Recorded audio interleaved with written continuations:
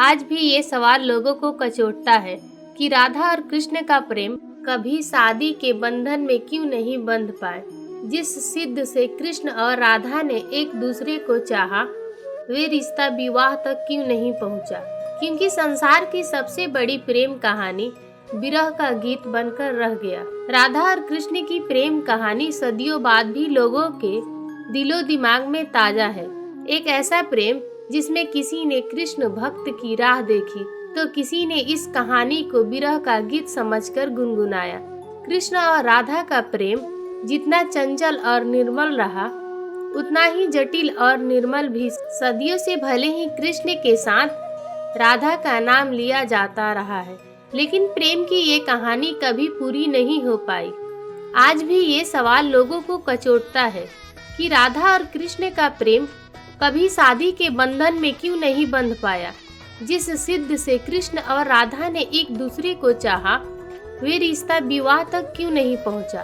क्योंकि संसार के सबसे बड़ी प्रेम कहानी विरह का गीत बनकर रह गई।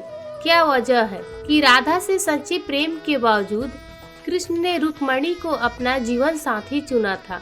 उनकी कुल 8 पत्नियों का जिक्र मिलता है, लेकिन उनमें राधा का नाम नहीं है।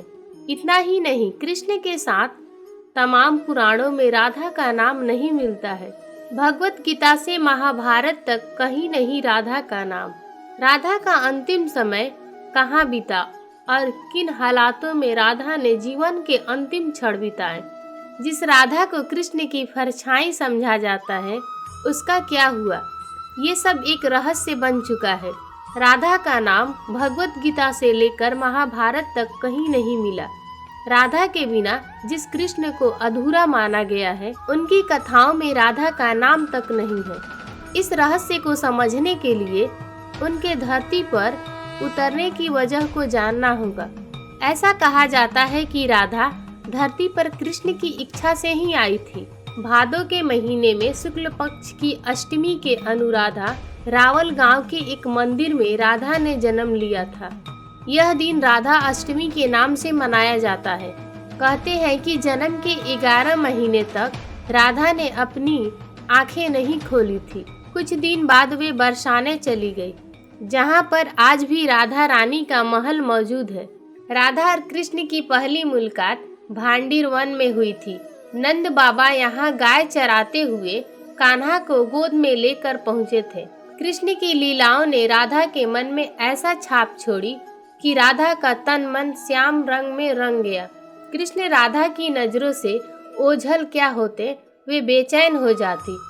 वे राधा के लिए उस प्राणवायु की तरह थे जिसके बिना जीवन की कल्पना करना मुश्किल था।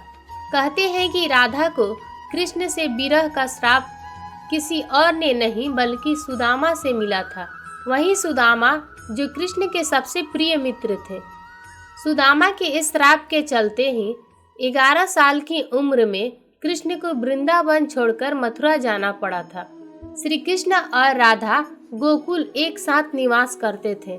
एक बार राधा की अनुपस्थिति में कृष्ण बिरहा नाम की एक गोपियों से विहार कर रहे थे। तभी वहां राधा आ पहुंची और उसने कृष्ण और विरजा को अपमानित किया। इसके बाद राधा ने विरजा को धरती पर दरिद्र ब्राह्मण होकर दुख भोगने का श्राप दिया। वहां मौजूद सुदामा ये बर्दाश्त नहीं कर पाए और उन्होंने उसी वक्त राधा को कृष्ण से बरसाने तक विरह का श्राप दे दिया।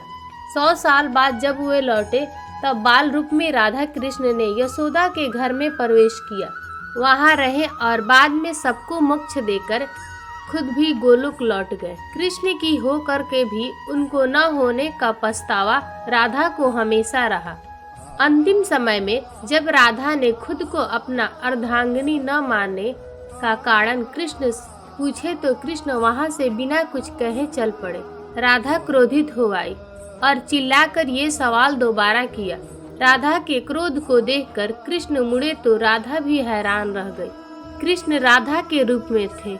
राधा समझ गई कि वे भी कृष्ण ही हैं और कृष्ण ही राधा है। दोनों में कोई फर्क नहीं है। राधा कृष्ण की न होकर आज भी उनके साथ पूजनीय है।